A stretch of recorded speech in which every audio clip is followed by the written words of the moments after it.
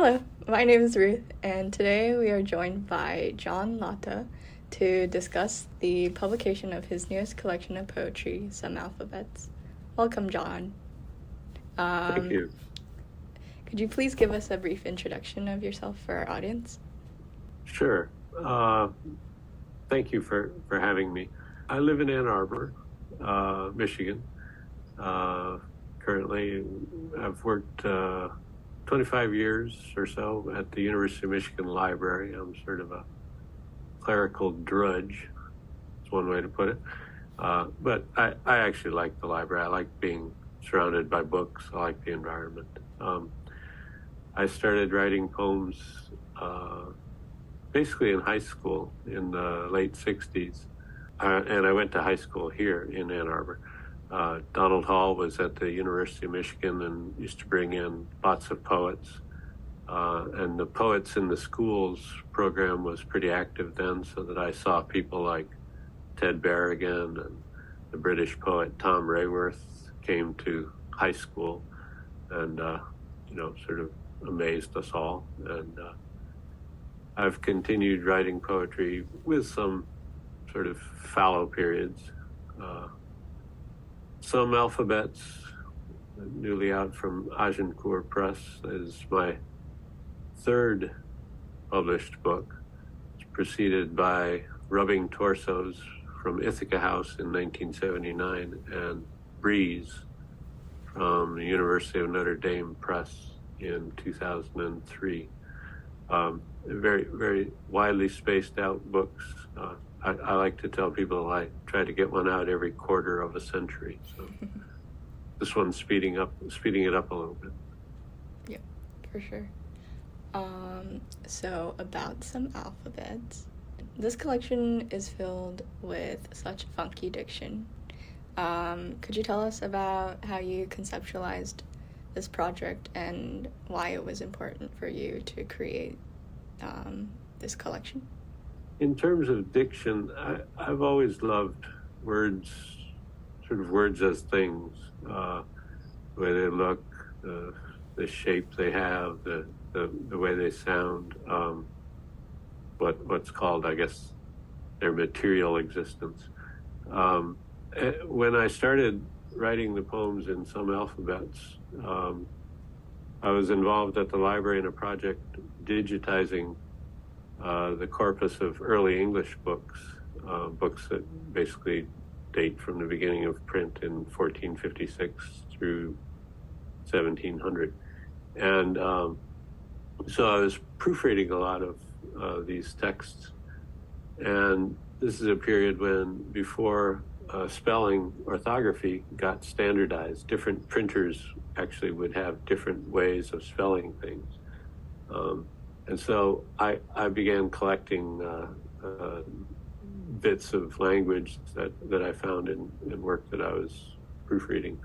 So that sort of enters into the language of some of these poems. The book itself is made up of 5 alphabets, that is, alphabets arranged by title. The first batch, the titles go askance, bent, contempt, doodle.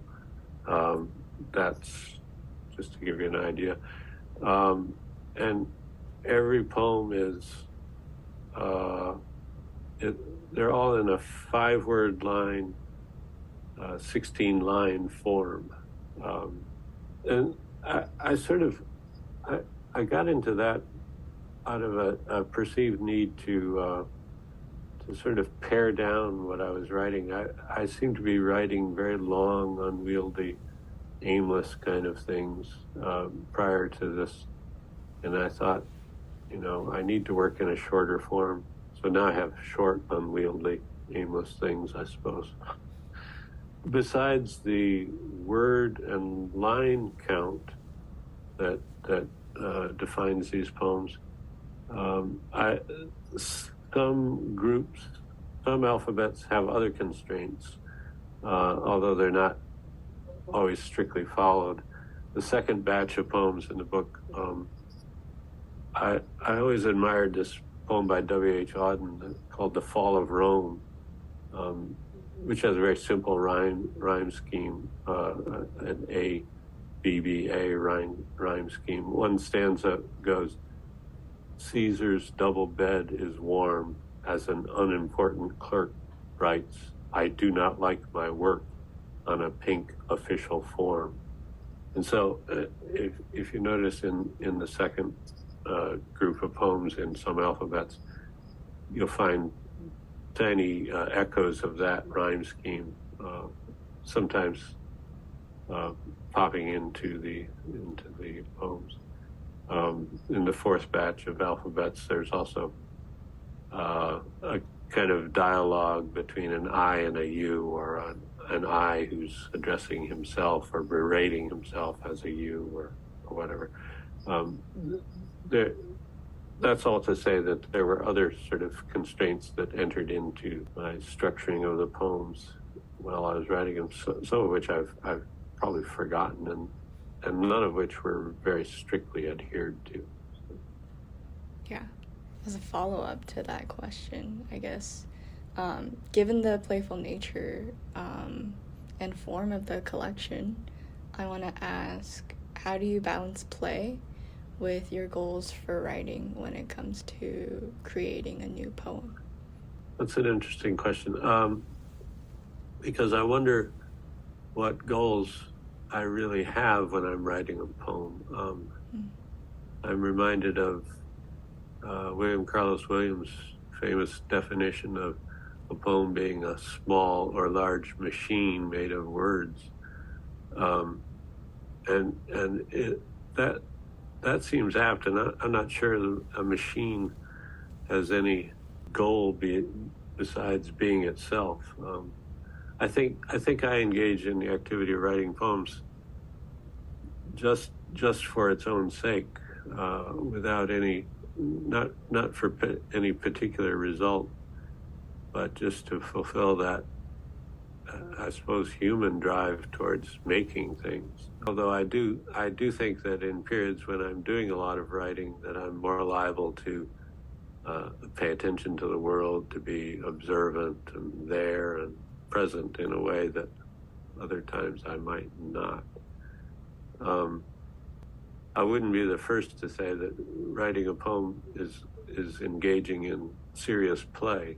So I think, in a way, I'm amusing myself just on the chance, or maybe with some small intent that others too might be amused by what I'm doing. Yeah. Finally, which poem is your favorite from some alphabets, and why would you say so? Yeah, that's a hard question. I thought about this a bit, and maybe the poem called Zone, which is after the poem by Guillaume Apollinaire of the same name, a much longer poem that begins à la fin tu es là de ce monde ancien, literally, at the end you're tired of this ancient world, and then ends with this image, soleil coupé, or sun cut neck. I'll read because it's very short.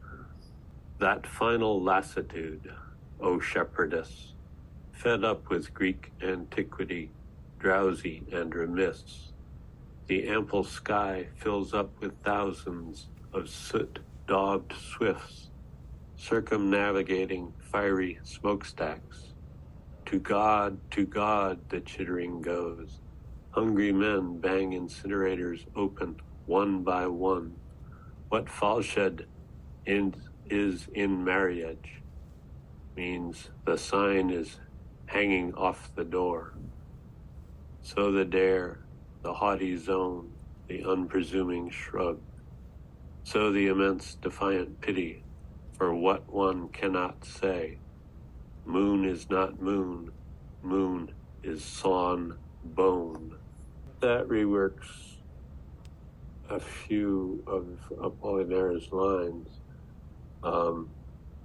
Most notably, of course, changing the sun at the end of his poem to the moon. And somehow, to me, the poem seems to be about what's unsayable, what moon is not moon, the difficulties of really connecting any poem to the real, and I guess also about what nevertheless tries to get said in spite of it all. So. Yeah. Well, thank you so much for your reading and for talking with us today about Some Alphabets. Some Alphabets is out now through Agincourt Press, and you can find it on Amazon as an ebook and also on small press distribution as a paper book.